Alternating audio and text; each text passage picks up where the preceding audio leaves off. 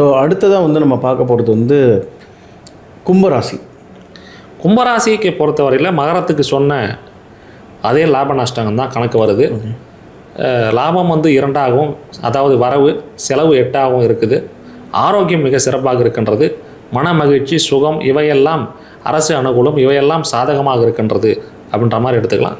பொருளாதாரம் மற்றும் கொஞ்சம் சுமாராக இருக்கின்றது. கும்பராசியை பொறுத்தவரையில் ஏற்கனவே ராகு வந்து ராசியிலேயே இருக்கிறாரு, 7ஆம் இடத்துல கேது இருக்கின்றார்.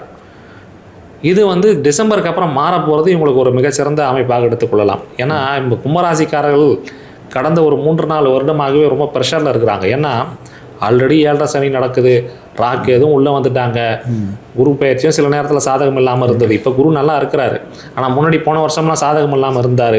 ஏன்னா இதெல்லாம் கொஞ்சம் போன வருஷம் ஃபுல்லாகவே கொஞ்சம் ஒரு மாதிரி மைண்டு ப்ரெஷர் இவையெல்லாம் இருந்திருக்கும். ஆனால் இப்போ வந்து இந்த வருஷமும் கொஞ்சம் ஆரம்பத்தில் கொஞ்சம் கண்டினியூ ஆனாலும் இயர் எண்டில் நடக்க போகிற ராகு பயிற்சி இவங்களுக்கு ஒரு சிறப்பான பலனாகத்தான் இருக்க போகின்றது. சனியை பொறுத்தவரை ராசி அதிபதி சனி 2ஆம் இடத்துல இருக்கிறாரு. 7.5 சனி தான் நடந்து கொண்டிருக்கிறது. 2ஆம் இடத்துல பாத சனியாக இருந்து கொண்டிருக்கிறார். அது வந்து ஒரு கொஞ்சம் பாதிப்பாக இருந்தாலும் ராசி அதிபதி என்ற அடிப்படையில் மகர ராசி கும்பராசியை இவர் ஒன்றும் பெருசாக கெடுக்க மாட்டாருன்னு ஸ்பெஷல் ரூல் விதிவிலக்கு இருக்கின்றது. எனவே இவர்கள் ஒன்றும் சனி பயிற்சியால் ரொம்ப பயப்பட தேவையில்லை. 2ஆம் இடத்துல சனி இருக்கின்றார்.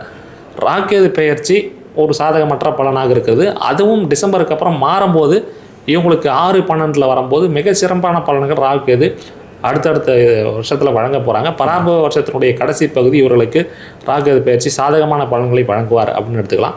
குருவை பொறுத்தவரையில் தற்போது இவங்களுக்கு குரு சிறப்பாக இருக்கின்றார். 5ஆம் இடத்துல குரு இருந்து ராசியே பார்த்துன்னு இருக்கிறார். எனவே இப்போ இருக்கிற பொசிஷனே குரு நல்ல பொசிஷனில் இருக்கிறாரு. அப்புறம் 1-6க்கு அப்புறம் வரக்கூடிய குரு பயிற்சி அப்படிங்கிறது 6ஆம் இடத்துக்கு ருணரோக சத்துருஸ்தானத்துக்கு குரு வருவது சிறப்பில்லை அப்படின்னு நம்ம எடுத்துக்கொள்ளலாம். அதே நேரத்தில் அந்த குரு ரொம்ப லாங் ஸ்டாண்டிங்காக அங்கே இருக்க போகிறதில்ல, 5 மாதத்தில் வேகமாக சிம்மத்துக்கு போக போகிறாரு. அந்த விதத்தில் இவங்களுக்கு அந்த 5 மாதங்கள் மட்டும் கொஞ்சம் கவனமாக இருந்தால் போதும். அதுக்கப்புறம் குரு வந்து 7ஆம் இடத்துக்கு போயிடுவார். அதுவும் சிறப்பான பலன்கள். அந்த 30-10க்கு அப்புறம் இவர்களெல்லாம் சில நேரத்தில் திருமணம் போன்ற விஷயங்கள்லாம் நடப்பதற்கான வாய்ப்புகள் கும்பராசிக்காரர்களுக்கு உண்டு. இவர்களுக்கு வந்து இப்போ குரு வந்து ஆண்டினுடைய துவக்கத்திலே சிறப்பாக இருக்கின்றார்.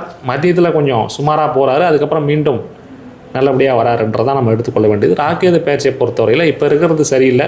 டிசம்பருக்கு அப்புறம் நல்ல பலன்கள் நடக்கும். சனி பகவான் 2ஆம் இடத்துல 7.5 சனியாக இருக்கின்றார்.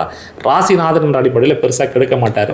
அதனால் ஒன்றும் பயப்பட தேவையில்லை. இவர்கள் தொடர்ந்து ஆஞ்சநேயர் வழிபாடு செய்கிறது, சனி பகவானுக்கு நல்லெண்ணெய் தீபம் போடுறது, ஆலயங்களுக்கு நல்லெண்ணெய் வாங்கி கொடுக்குறது, உடல் ஊனமுற்றவர்கள், ஏழை எளிய மக்கள், அடித்தட்டு மக்கள், கூலி தொழிலாளர்கள் இவர்களுக்கு நம்ம வந்து நிறைய கொடுக்கலாம். பொதுவாக சனி பகவானுக்கு வந்து என்னென்னலாம் தானமாக கொடுக்கலாம் அப்படின்றதையும் சொல்லிடுறேன்.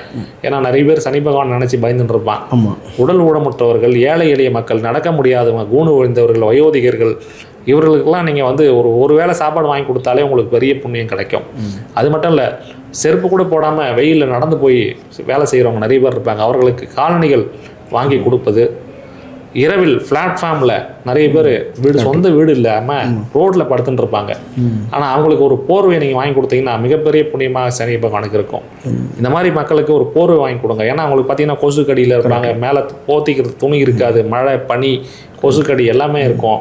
அந்த மாதிரி மக்களை பார்த்து நம்ம வந்து சும்மா ஏதோ ஒரு இடத்துல போய் வாரி கொடுத்துட்டு போகிறத விட யார் உண்மையாகவே தேவையானவர்கள் நீடி யாருன்னு பார்த்து அவங்களுக்கு தேவையானவர்கள் நம்ம உதவி செய்யும்போது இந்த பிரபஞ்சமே நம்மளை வாழ்த்தும்.